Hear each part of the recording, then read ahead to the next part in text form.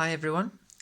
Just thought I'd give you a run through of the Blood in the Clock Tower rules and also show you the Discord server which we'll be using to play, and also the Clock Tower website which has the grimoire which we'll also use to play. The grimoire is essentially a circle of seats where all the players will be sitting at. I'd just like to show you my setup.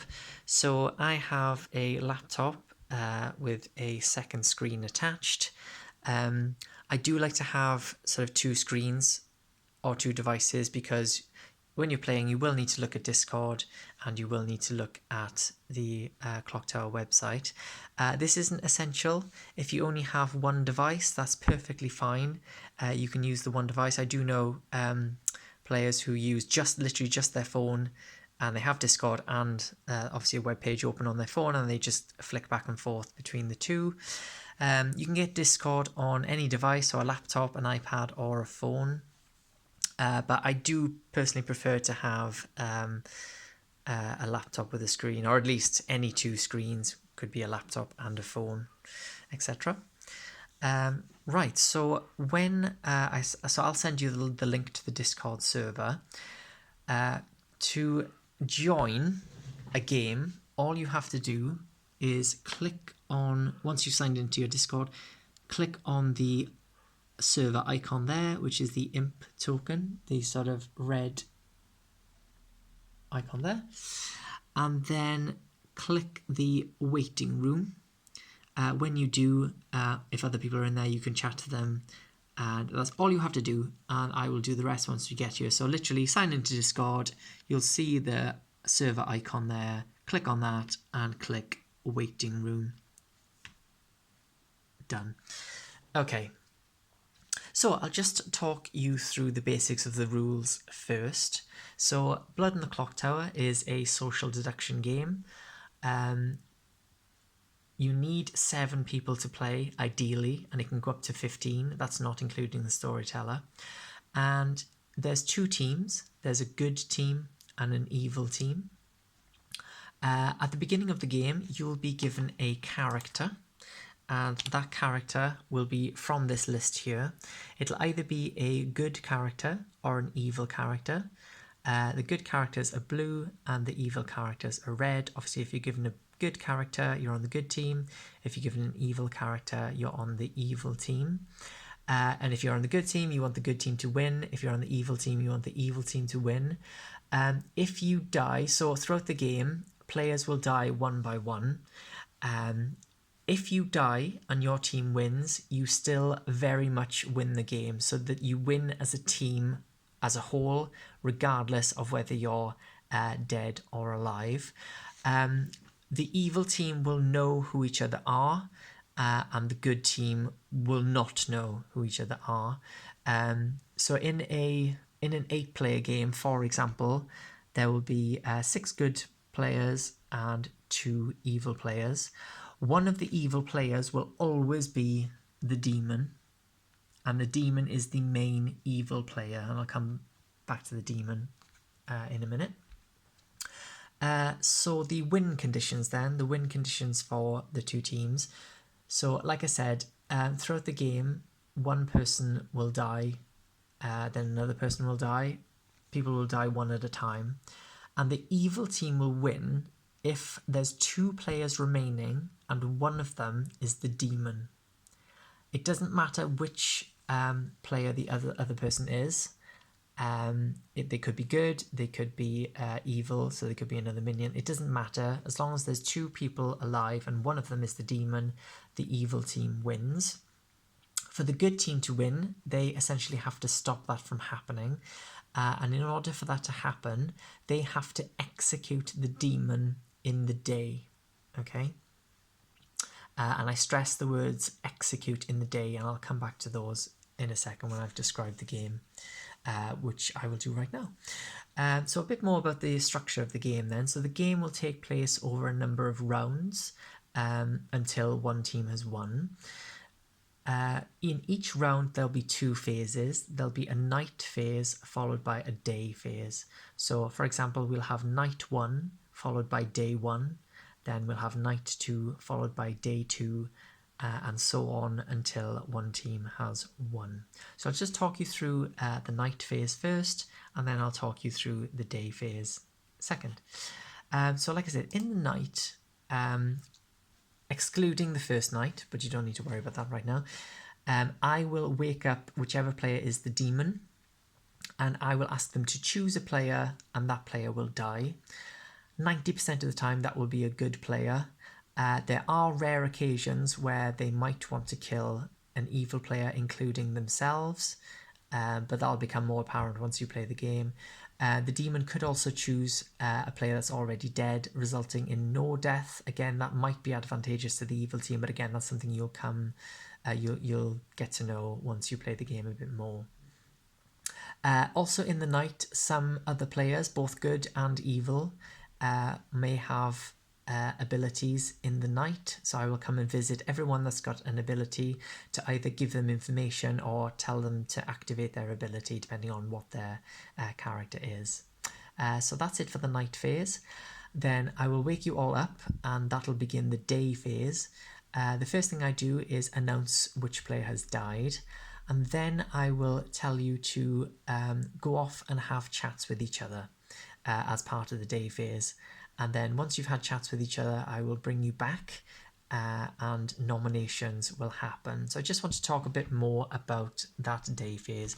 So like I said, when I wake you up, you will all be in the town square where I am now. I'll announce who's died, and then you can chat together as a town for a little bit if you want to. But then it's always a good idea to break off into private rooms and have private chats with people. This usually is a one-on-one chat. You can go into a room as more than just two people, so you could have three people in there having a conversation, which is absolutely fine, but it's usually a one-on-one chat.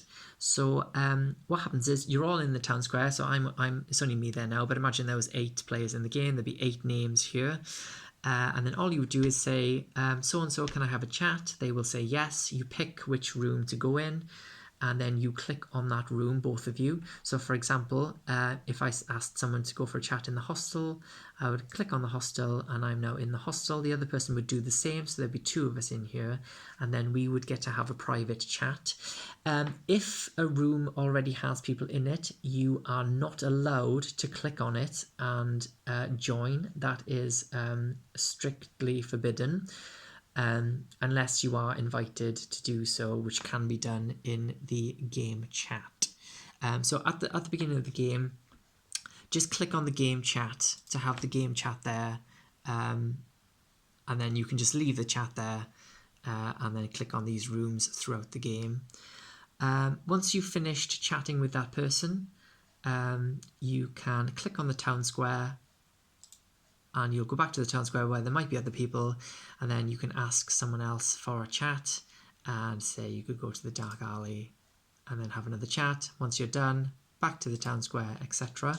After a certain amount of time, I will drag you all back to the town square and say that you can't do private chats anymore.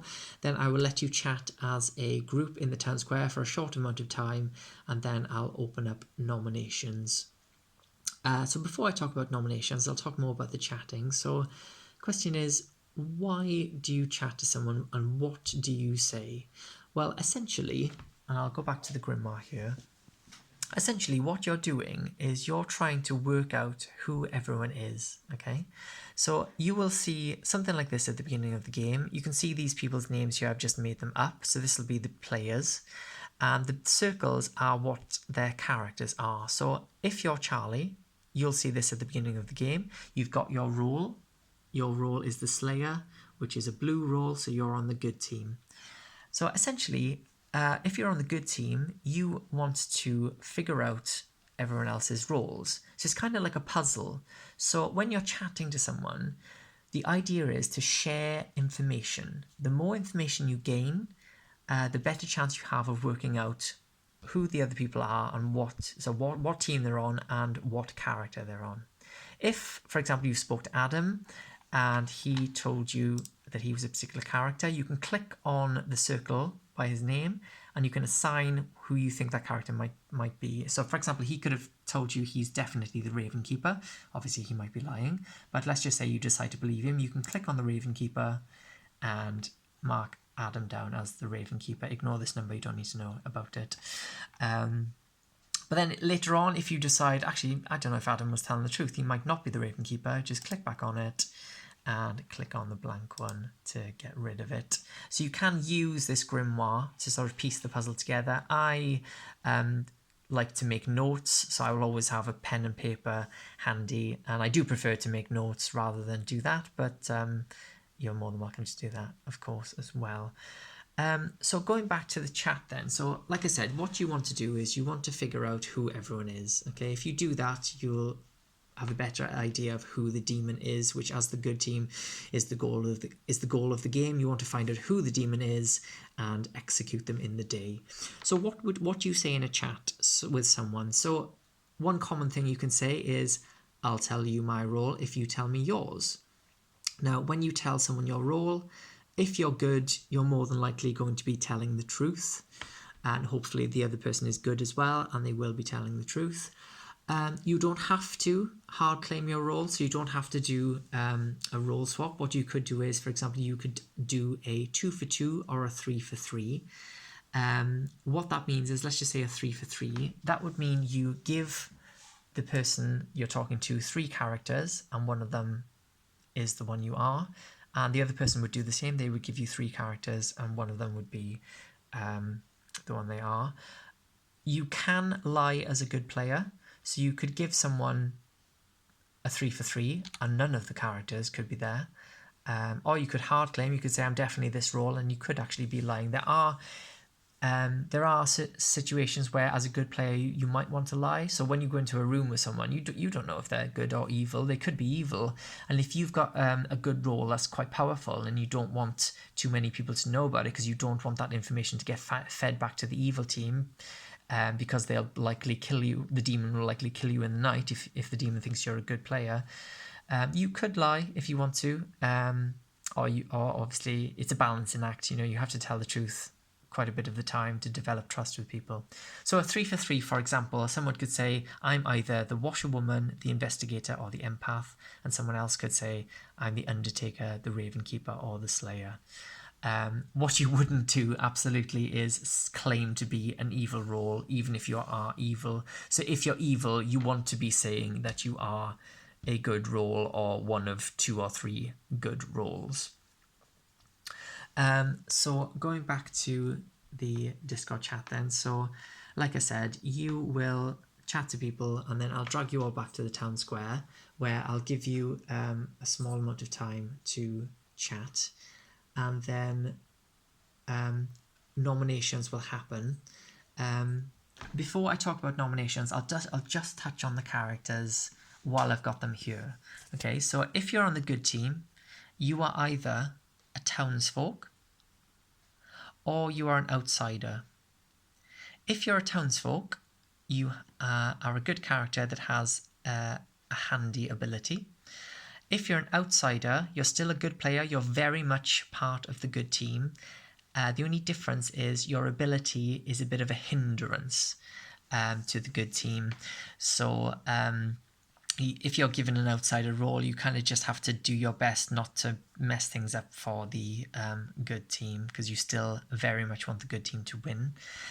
If you're evil, you will either be a minion, of which there are 4, or you will be the demon. There is only one demon, and if you're the demon, you're the main evil player. You're the player that everyone else wants to execute in the day, and you're the player that decides who dies in the night. The demon is the only character that is guaranteed to appear in every game of the Trouble Brewing script of Blood in the Clock Tower, which is the script we'll be playing. But otherwise, the storyteller will select the rest of the characters at random, but you can be sure that there's always definitely a demon in the game. So that's the characters. Now then, I just want to carry on now to nominations. So when you nominate someone, there's a chance that they will get executed during the game. Now, obviously, there's more good players than there are evil players. So you might be thinking, well, as a good player, why would I want to execute someone? Because the chances are I'm going to hit a good player. Well, if you think about it, if there was no executions in the game whatsoever in the day, the only deaths that would happen would be during the night, with the demon selecting who to pick. So all that's going to happen is the demon is going to pick off the good players one by one until there's only 2 players left, and the demon is one of them. So as the good team, you have to execute people. Remember, the winning condition for the good team is executing the demon in the day. And you can only do that if nominations and executions happen, okay? So even though there's quite a high chance you will hit good players and they will be executed, that doesn't matter if you execute a few good players on your way to executing the demon before there's only 2 players left. That is how you win the game. So essentially, it doesn't matter how many good players die, you just have to execute the demon before there's only 2 left, okay? Now, I'll just take you through how a nomination works. So when I open nominations, anyone can nominate anyone. If you're alive, you can nominate someone. You can nominate one person, and you can be nominated once. If you're dead, then obviously you can't be nominated for obvious reasons, because you don't need to kill a player that's already dead. But you can't nominate other people either. However, you can still speak. So you can pipe up and ask someone to nominate this other person. Whether they listen to you is another thing. But if you die, which is pretty inevitable, considering there's so many players and one person dies each night and potentially one every day, you are not eliminated from the game. You are very much still part of the game. You very much still chat to people. You very much still gain information. Your ability no longer works. That's the only thing if you're dead. But like I said, there's no player elimination. You're very much still working for whichever team you're on, trying to gain information and give your opinions. However, if you're dead, like I said, you can't nominate anyone and you can't be nominated. Also, when it comes to the voting, which I'll talk through in a minute, you only have 1 vote for the rest of the game. Whereas if you're alive, you can vote on every vote. So you can vote multiple times in the day, every day. Okay? And when I say you can only nominate one person and be nominated once, that's per day. Okay? So, an example of nomination then. So let's just say, for example, Zoe wants to nominate Terry. So I will just demonstrate that now.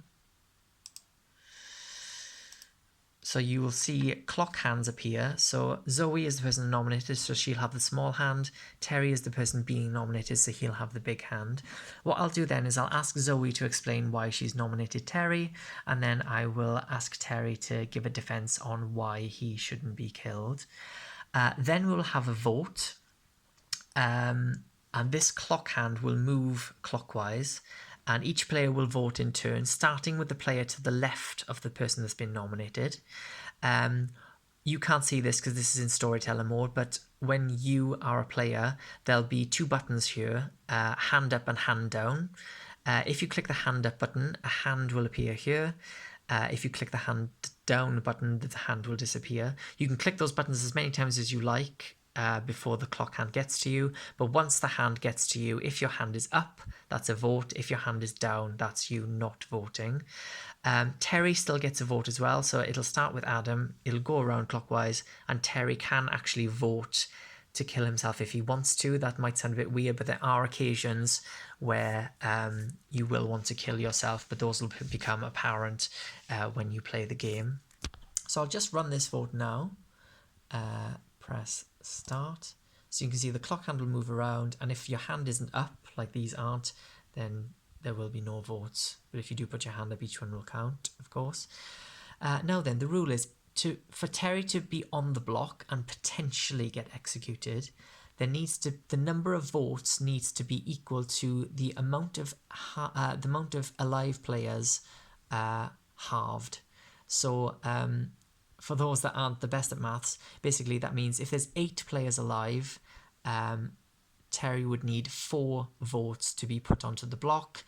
If there's an odd number alive, so if there's 7, half of that is 3.5, but you round up, so you would still need 4 votes in that case. So let's just say Terry had 4 votes.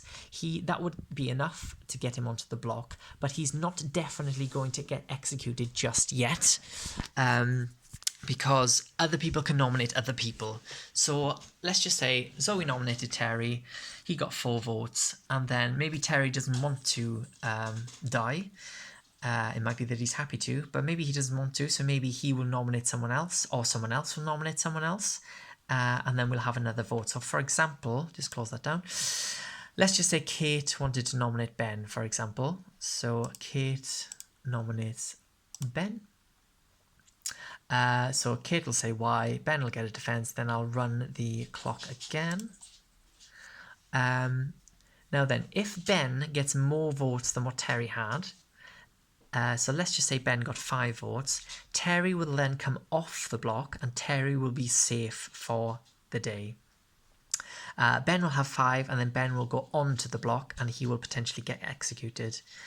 There can be as many nominations as you want. Bearing in mind you can only nominate one person and be nominated once. So someone else could, so Ben's got 5 votes, someone else could nominate someone else and get 6, etc. And then once nobody wants to nominate anyone, whoever's on the block with the most votes will get executed and will die. And this is how you kill the demon.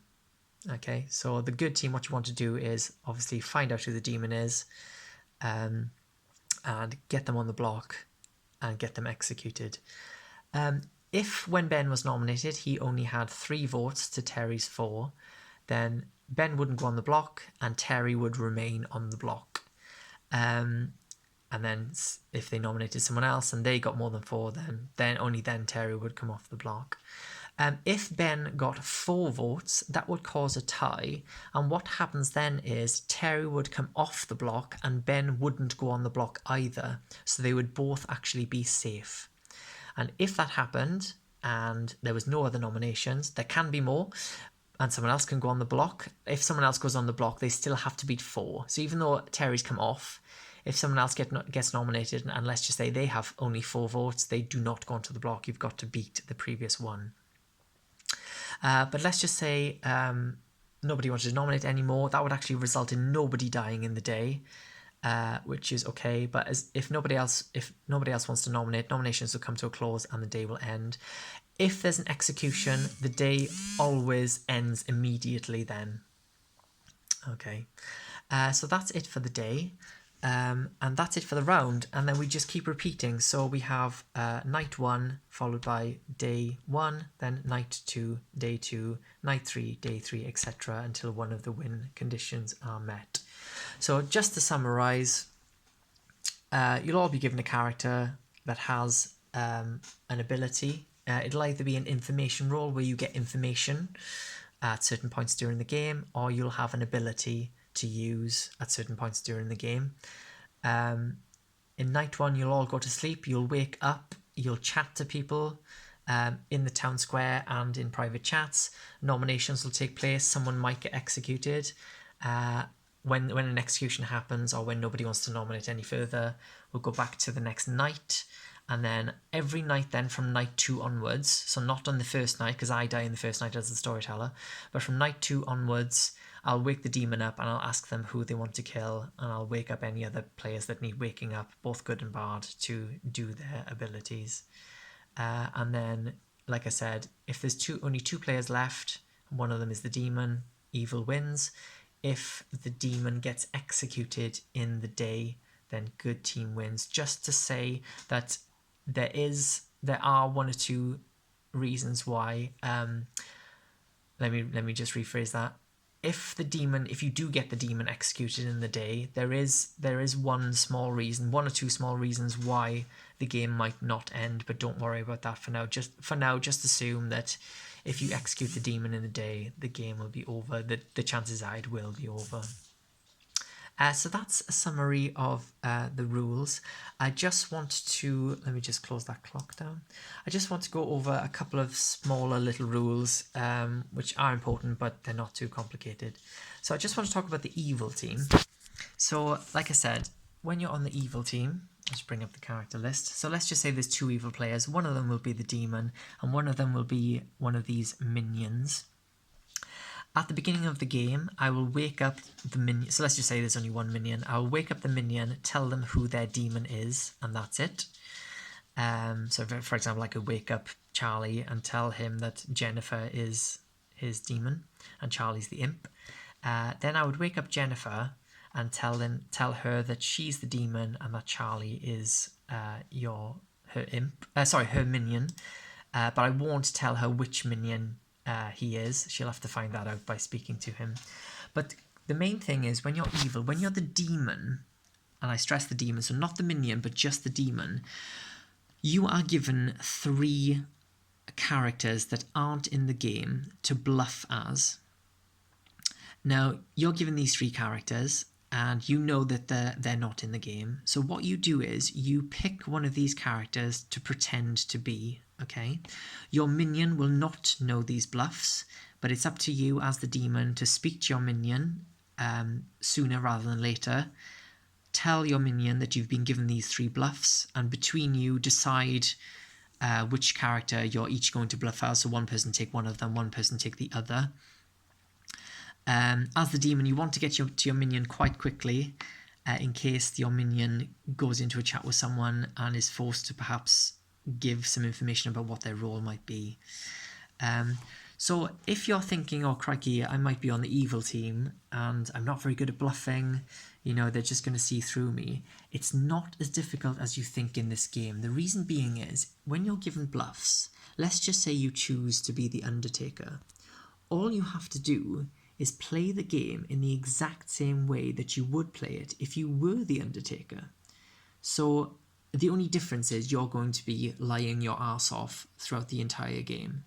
But like I said, it's easy to do because you just play as if you're a good player. You would play the game in the exact, or when I say play the game, you would chat to people in the exact same way you would as if you were the Undertaker. So when you're chatting to someone, you could say to them, yeah, I'll tell you my role, I'm the Undertaker.